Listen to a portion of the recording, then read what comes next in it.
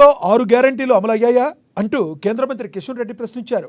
100 రోజుల్లో 6 గ్యారెంటీల అమల్లో కాంగ్రెస్ విఫలమైందని దుయ్యబట్టారు. ఆయన శనివారం బీజేపీ కార్యాలయంలో మీడియా సమావేశంలో మాట్లాడుతూ అనేక రకాల హామీలతో కాంగ్రెస్ పార్టీ అధికారంలోకి వచ్చిందని, 6 గ్యారెంటీలు 420 సబ్ గ్యారెంటీలు అమలు చేయాల్సిన బాధ్యత కాంగ్రెస్ పార్టీదేనన్నారు.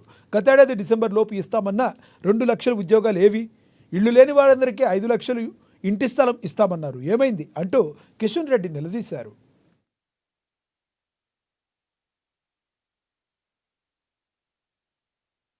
బాధ్యతలు హామీలను విస్మరించి సీఎం గాలి మాటలు మాట్లాడుతున్నారన్నారు. కాంగ్రెస్ గెలిపించి మోసపోయామని ప్రజలు అనుకుంటున్నారన్నారు. 6 గ్యారెంటీలను అమలు చేయలేక సీఎం రేవంత్ రెడ్డి నాపై విమర్శలు చేస్తున్నారు. కాంగ్రెస్లో అంతర్గత కుమ్ములాటలే సీఎం అసహనానికి కారణం. రేవంత్ రెడ్డి తప్పుడు ఆరోపణలను ఖండిస్తున్నాం. నేను బెదిరింపు రాజకీయాలు చేస్తున్నానన్నది అవాస్తవం. సీఎం రేవంత్ రెడ్డి దిగజారుడు ఆరోపణలు చేస్తున్నారని కిషన్ రెడ్డి మండిపడ్డారు.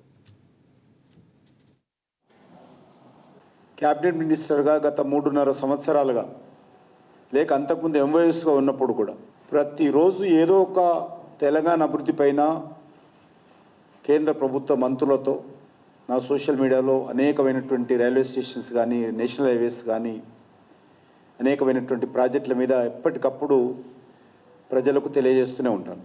గత 10 సంవత్సరాలుగా కూడా అనేక రకాల పథకాలను తెలంగాణలో కేంద్ర ప్రభుత్వ పథకాలను సమర్థవంతంగా అమలు చేస్తూ ఉన్నాం. కొన్ని కేంద్ర ప్రభుత్వ పథకాలలో రాష్ట్ర ప్రభుత్వం సహకారం అందివని కారణంగా కొన్ని అమలు చేయలేకపోయాం.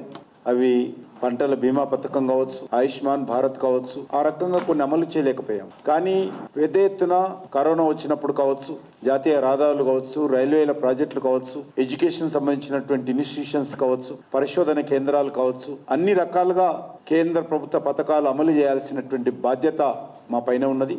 వాటిని చాలా సమర్థవంతంగా కేంద్ర ప్రభుత్వము తెలంగాణలో కూడా అమలు చేస్తున్న విషయాన్ని మనం చేస్తా ఉన్నాను.